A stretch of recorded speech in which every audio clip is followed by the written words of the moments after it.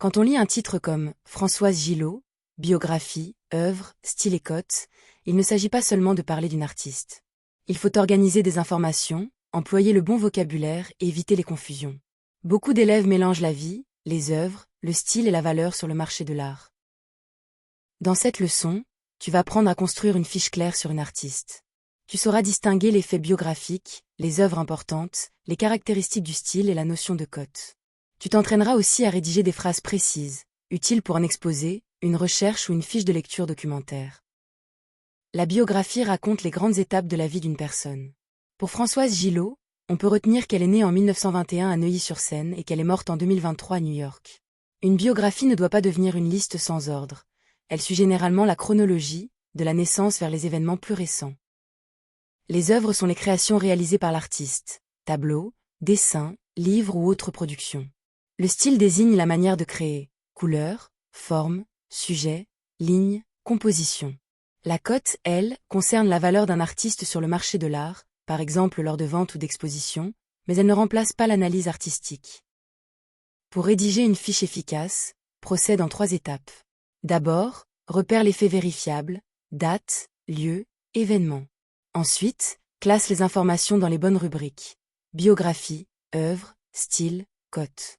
Enfin, rédige avec des phrases complètes, en évitant les jugements vagues comme « c'est beau » ou « c'est connu ».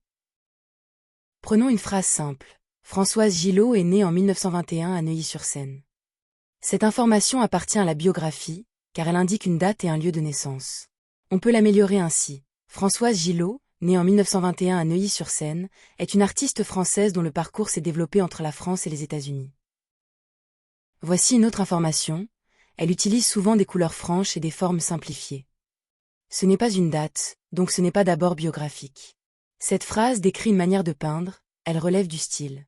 Pour être précis, on peut écrire que son travail dialogue avec la figuration et l'abstraction, sans réduire son œuvre à une seule étiquette.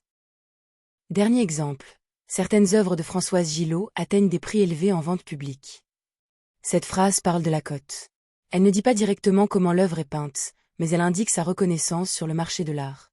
On peut donc l'utiliser dans une rubrique séparée, avec prudence et sans confondre prix et qualité artistique. Le piège fréquent consiste à tout mettre dans la même phrase sans distinguer les catégories. Par exemple, dire « son style vaut cher » mélange le style et la cote. Le style décrit la création, la cote décrit la valeur marchande. Pour une fiche sérieuse, chaque information doit être placée au bon endroit. Premier exercice. Classe cette information dans la bonne rubrique. Françoise Gillot a publié le livre Vivre avec Picasso en 1964. Est-ce une information de biographie, d'œuvre, de style ou de cote? Mais la vidéo en pause et essai. Pense à justifier ton choix avec un mot-clé de la phrase.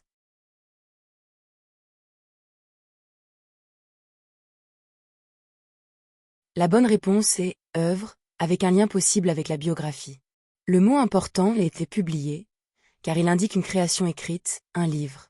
La date, 1964, donne un repère biographique, mais l'information principale concerne une production de l'artiste. On peut donc la placer dans la rubrique des œuvres. Deuxième exercice. Lis cette phrase. Son parcours est marqué par son indépendance artistique après sa relation avec Picasso. Dans quelle rubrique la placerais-tu principalement? Biographie, œuvre, style ou cote? Mais la vidéo en pause et essai. Cherche si la phrase parle d'un fait de vie, d'une création ou d'un prix.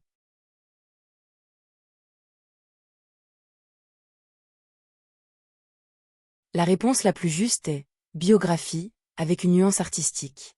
La phrase évoque un parcours personnel et professionnel, ainsi qu'une relation importante dans sa vie. Elle ne décrit pas précisément une œuvre, ni des couleurs, ni un prix de vente. Pour une fiche claire, on la met donc dans la partie biographique. Troisième exercice. Améliore cette phrase trop vague. Françoise Gillot est une artiste connue et ses tableaux sont intéressants. Rédige une phrase plus précise en utilisant au moins 2 rubriques, par exemple biographie et style, ou œuvre et cote. Mais la vidéo en pause et essai.